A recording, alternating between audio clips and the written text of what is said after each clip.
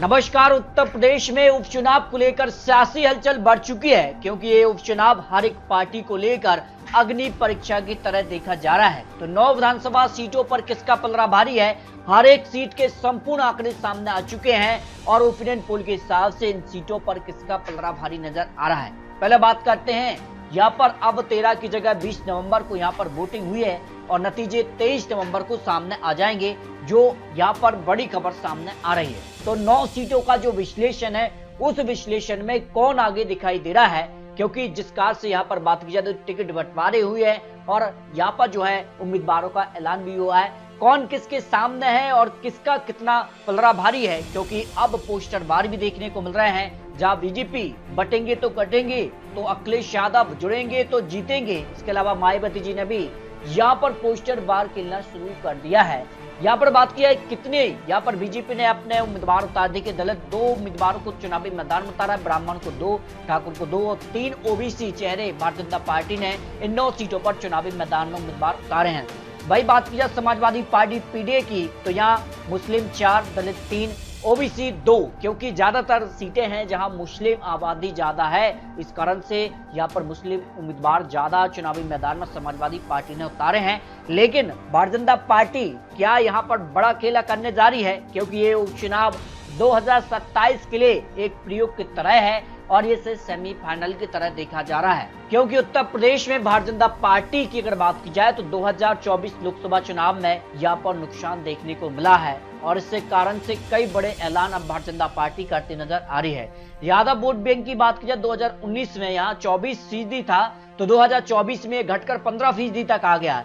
यहाँ पर कोयरी वोट की कुर्मी की बात की जाए तो 80% 2019 में, जो 61% 2024 में आ गया। अन्य पिछड़े 74 से घटकर 59, जाटा वोट बैंक यहाँ 17 से बढ़कर 24, अन्य दलित 49 से घटकर 29। केवल जाटा वोट बैंक बड़े हैं, बाकी सभी यहाँ पर जो vote share OBC vote bank वो भारतीय जनता पार्टी का यहाँ पर कम देखने को मिला है। कई सीटें भारतीय जनता पार्टी के लिए अग्नि परीक्षा की तरह देखी जा रही है, क्योंकि थी इस तरह से अगर बात की जाए तो अखिलेश यादव इस बार काफी कॉन्फिडेंस है, क्योंकि लोकसभा चुनाव में इस बार बड़ी जीत मिली है। समाजवादी पार्टी ने 37 लोकसभा सीटों पर जीत हासिल की, तो कांग्रेस पार्टी ने 6 सीटें, इंडिया गठबंधन को 43 सीटें, जबकि भारतीय जनता पार्टी ने 33 सीटें, आरएलडी ने 2 सीटें, अपने दल को 1 सीट, 36 लोकसभा सीटों पर जीत मिली है भारतीय जनता पार्टी के लिए। उसी कारण से भारतीय जनता पार्टी ने उपचुनाव के लिए कई मंत्रियों को बड़ी जिम्मेदारी यहाँ पर दी है, हर एक सीट को लेकर यहाँ पर बड़ी जिम्मेदारी दी है। तो सीधी टक्कर में कौन आगे दिखाई दे रहा है, इसको लेकर बात की जाए तो 9 सीटों के समीकरण में कौन आगे दिखाई दे रहा है, किस समीकरण में कौन यहाँ पर बाजी मारता नजर आ रहा है। तो बात कर लेते हैं यहाँ पर मजाबाद सीट को लेकर। तो मजाबाद सीट का समीकरण आपको दिखाए, ब्राह्मण करीब 87,000 है, तो दलित करीब 64,000, यहाँ पर बिंद करीब यहाँ पर 62,000 है, यादव वोट बैंक करीब 36,000 है, मौर्य यहाँ पर 33,000, अन्य 1 लाख के करीब हैं। उसी कारण से भारतीय जनता पार्टी ने यहाँ पर सुचि स्मिता मौर्य को यहाँ पर बीजेपी ने अपना उम्मीदवार, तो यहाँ पर ज्योति बिंद को यहाँ पर समाजवादी पार्टी ने अपना उम्मीदवार और यहाँ पर दीपक तिवारी बीएसपी उम्मीदवार, यानी त्रिकोणीय टक्कर यहाँ पर देखने को मिल रही है, क्योंकि यहाँ पर ब्राह्मण भी सबसे ज्यादा है, इस कारण से बीएसपी ने अपना उम्मीदवार ब्राह्मण उतारा है। तो इस कारण यहाँ माना जा रहा है कि कांटे की टक्कर देखने को मिल रही है। और अगर बात की जाए मजाबाद सीट को लेकर, तो यहाँ पर जो है विनोद कुमार बिंद, यहाँ पर निषाद पार्टी ने इस सीट पर जीत हासिल की थी 2022 चुनाव में, और इस सीट को लेकर बात की जाए तो काफी हलचल रही है। हालांकि अगर बात की जाए तो इस सीट को लेकर जिस कार की रणनीति है, जिस कार से चुनावी मैदान में है, तो काफी हलचल दिखाई दे रही है। खैर सीट के समीकरण की अगर बात की जाए तो खैर सीट में जाट वोट बैंक करीब है 1 लाख से करीब है, ब्राह्मण वोट करीब 60,000, यहाँ पर मुस्लिम करीब 33,000 है, जाटा वोट बैंक करीब है 17,000, सवर्ण यहाँ पर 35,000, एसटी जो है करीब 1 लाख के करीब हैं। और यहाँ पर बात की जाए तो भारतीय जनता पार्टी ने सुरेंद्र दिलेर को चुनावी मैदान में उतारा है, चारू कैन समाजवादी पार्टी उम्मीदवार हैं, तो पहल सिंह यहाँ पर बीएसपी उम्मीदवार हैं। तो त्रिकोणीय टक्कर देखने को मिल रही है, लेकिन माना जा रहा है कि यहाँ पर सीधी टक्कर जो है खैर सीट पर भारतीय जनता पार्टी और समाजवादी पार्टी में देखने को मिल रही है। और खैर सीट के अगर आंकड़ों की बात की तो इस सीट पर भारतीय जनता पार्टी ने लोकसभा चुनाव में एक बड़ी जीत हासिल की थी। विधानसभा चुनाव में बसपा के चारुकैन को हराया था और यहाँ पर करीब 73,521 वोटों से चुनाव हराया था। लोकसभा चुनाव में भी समाजवादी पार्टी की जसवीनी वाल्मीकि को यहाँ पर चुनाव हराया है। तो खैर सीट पर भारतीय जनता पार्टी की एक बड़ी जीत की संभावना यहाँ पर दिखाई दे रही है, यानी सुरेंद्र दिलेर यहाँ पर भारतीय जनता पार्टी एक बड़े उम्मीदवार के तौर पर दिखाई दे रहे हैं। कुंद की सीट की बात की जाए तो ये सीट भी काफी महत्वपूर्ण मानी जा रही है और इस सीट पर समाजवादी पार्टी ने यहाँ पर जीत हासिल की थी इससे पहले चुनाव में। तो इस बार काफी कड़ी टक्कर है क्योंकि माना जा रहा है कि यहाँ पर जिस कार के उम्मीदवार चुनावी मैदान में है, भारतीय जनता पार्टी ने ठाकुर रामवीर सिंह को चुनावी मैदान में उतारा है, जबकि समाजवादी पार्टी ने हाजी रिजवान और यहाँ पर रफ्तुल्लाह को यहाँ पर बीएसपी उम्मीदवार के तौर पर चुनावी मैदान में उतारा, क्योंकि यहाँ पर सीधे तौर पर मुस्लिम मतदाता की तादाद करीब 65% है और यहाँ पर बात की जाए तो अन्य यहाँ पर 35% हैं। आंकड़ों के हिसाब से यहाँ पर बात किया तो मुस्लिम मतदाता जो है वो तय करेंगे कुंद की सीट की सियासी गणित के वो किसके पक्ष में जाएंगे। अगर यहाँ पर मायावती की पार्टी में यहाँ पर बात की जाए तो मुस्लिम मतदाता बढ़ते हैं तो कुंद की सीट पर सीधे तौर पर समाजवादी पार्टी को नुकसान हो सकता है। लेकिन जो आंकड़े रहे हैं यहाँ पर बात की जाए तो 2022 में बीजेपी के कमल कुमार को 42,998 वोटों से चुनाव हराया था, जबकि लोकसभा चुनाव संबल में बीजेपी के परमेश्वर लाल सैनी को करीब 1,21,494 वोटों से चुनाव हराया है। यानी कुंद की सीट की विधानसभा चुनाव और लोकसभा चुनाव में समाजवादी पार्टी का पलड़ा भारी रहा है। आंकड़ों के हिसाब से माना जा रही है कि समाजवादी पार्टी का इस सीट पर पलड़ा भारी हो सकता है। फूलपुर सीट की अगर बात की जाए तो इस सीट पर भी काफी बड़े उम्मीदवार चुनावी मैदान में दिखाई दिए हैं। यहाँ पर बात की जाए तो भारतीय जनता पार्टी ने दीपक पटेल को चुनावी मैदान में उतारा। समाजवादी पार्टी ने अगर बात की जाए तो मुस्तफा सिद्दीकी को और जितेंद्र सिंह बीएसपी और यहाँ निर्दलीय के तौर पर सुरेश यादव चुनावी मैदान में हैं। अब फूलपुर सीट का जो सियासी गणित है वो किसके पक्ष में जा रहा है, देखिए अगर बात किया फूलपुर सीट को लेकर यहाँ पर बात की जाए तो काफी कड़ी टक्कर से भारतीय जनता पार्टी ने यहाँ पर चुनाव जीता था।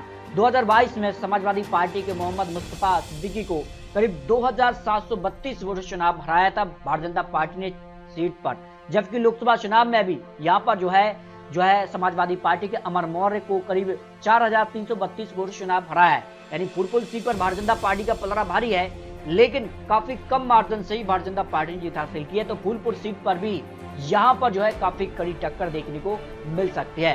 कटेरी सीट को लेकर बात की जाए तो यहाँ का गणित जो है किसके पक्ष में जा रहा है। कटेरी सीट से अगर बात की जाए तो यहाँ पर बीजेपी ने धर्मराज निषाद को चुनावी मैदान में उतारा है। समाजवादी पार्टी ने शोभा वर्मा को चुनावी मैदान में उतारा है। तो अमित वर्मा यहाँ पर बीएसपी उम्मीदवार हैं, क्योंकि यहाँ पर दलित ब्राह्मण वोट बैंक ही निर्णायक होगा कि यहाँ की जो जनता है वो किसके पक्ष में जाएगी। लेकिन दलित और ब्राह्मण ही निर्णायक हैं, इस सीट की हार और जीत के लिए महत्वपूर्ण हो जाते हैं, क्योंकि यहाँ पर बात किया कटेरी सीट को लेकर मुस्लिम करीब 40,000 हैं, यादव वोट बैंक करीब 22,000 है, निषाद करीब 30,000 है, मौर्य यहाँ पर 10% हैं, नाई यहाँ पर 8,000 हैं, चौहान यहाँ 5,000, जबकि विश्वकर्मा करीब यहाँ पर 4,000 हैं, अन्य यहाँ पर करीब 10,285 के करीब हैं, जो आंकड़े कटेरी सीट को लेकर माने जा रहे हैं। तो यहाँ पर सीधे तौर पर बात की जाए आंकड़ों के हिसाब से कटेरी सीट पर समाजवादी पार्टी ने जीत हासिल की थी 2022 में, जबकि लोकसभा चुनाव में भी यहाँ पर समाजवादी पार्टी ने जीत हासिल की थी।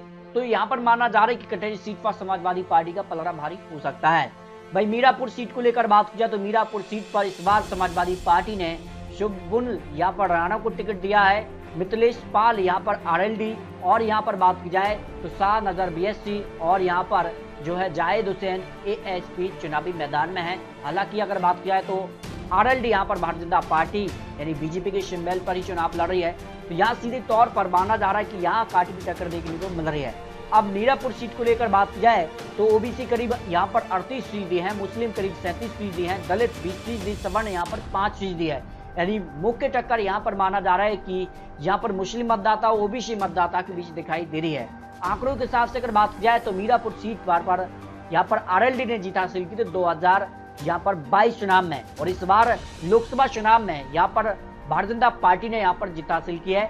समाजवादी पार्टी के दीपक को करीब 37,508 वोट चुनाव पड़ा है। यानी मीरापुर सीट पर भारतीय जनता पार्टी और समाजवादी पार्टी के बीच कड़ी टक्कर देखने को मिल सकती है।